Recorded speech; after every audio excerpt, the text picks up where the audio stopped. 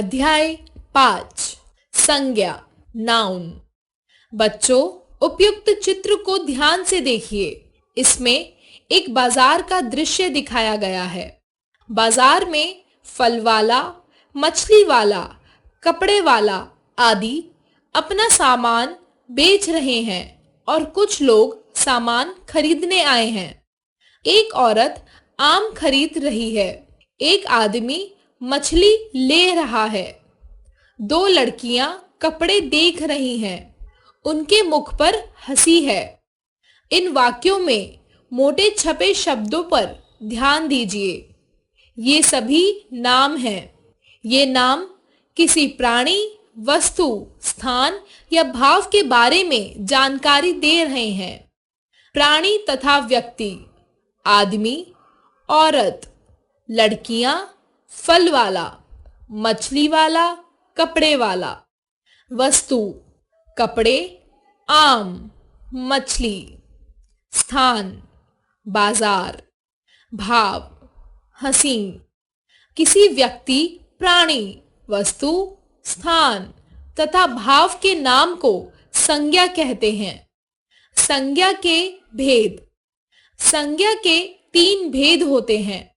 संज्ञा: व्यक्तिवाचक संज्ञा, जातिवाचक संज्ञा, भाववाचक संज्ञा। पहला, व्यक्तिवाचक संज्ञा, प्रॉपर नाउन। मोदी जी ने लाल किले पर तिरंगा फहराया और भाषण दिया। पूरे देश से लोग उनका भाषण सुनने दिल्ली आए। यहाँ मोदी जी व्यक्ति विशेष का नाम है।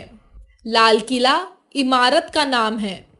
तिरंगा हमारे देश के झंडे, वस्तु का नाम है। दिल्ली स्थान का नाम है। ये सब व्यक्तिवाचक संज्ञा शब्द हैं। जिस संज्ञा शब्द से किसी व्यक्ति, वस्तु या स्थान विशेष का बोध हो, उसे व्यक्तिवाचक संज्ञा कहते हैं। दूसरा, जातिवाचक संज्ञा, कॉमन नाउन। यह मंदिर है। यह डॉक्टर है। लड़की नाच रही है। इन चित्रों के नीचे दिए गए वाक्यों को ध्यान से पढ़िए। पहले वाक्य में मंदिर, दूसरे वाक्य में डॉक्टर तथा तीसरे वाक्य में लड़की ऐसे शब्द हैं जो अपनी संपूर्ण जाति का बोध कराते हैं। इन्हें जातिवाचक संज्ञा कहते हैं। जैसे संतरा, सेब, नदी, पहाड़, विद्यालय, जानवर, शहर, चिड़िया आदि। जिस शब्द से किसी संपूर्ण जाति का बोध हो, उसे जातिवाचक संज्ञा कहते हैं। तीसरा, भाववाचक संज्ञा, एब्स्ट्रैक्ट नाउन। आज बहुत गर्मी है। इस पहाड़ की ऊंचाई बहुत है। राजू को गुस्सा आ रहा है। बच्चों, इन चित्रों के नीचे लिखे वाक्यों को ध्यान से पढ़िए। पहले वाक्य में गर्मी, दूसरे वाक्य में ऊंचाई, तीसरे वाक्य में गुस्सा आदि शब्द किसी विशेष अवस्था, गुण या भाव का बोध कराते हैं। इन्हें भाववाचक संज्ञा कहते हैं। जैसे अपमान, बुढ़ापा, अच्छाई, कड़वाहट, मित्रता आदि। जिस संज्ञा शब्द से किसी गुण, भाव या दशा का पता चलता है, उसे भाववाचक संज्ञा कहते हैं। क्षमा, सुख, दुख, सत्य आदि शब्द मूल रूप में ही भाववाचक संज्ञा होते हैं, परंतु भाववाचक संज्ञा शब्दों का निर्माण अन्य शब्दों से भी किया जाता है। नीचे कुछ शब्द के भाववाचक संज्ञा रूप दिए गए हैं। इन्हें ध्यान से पढ़िए।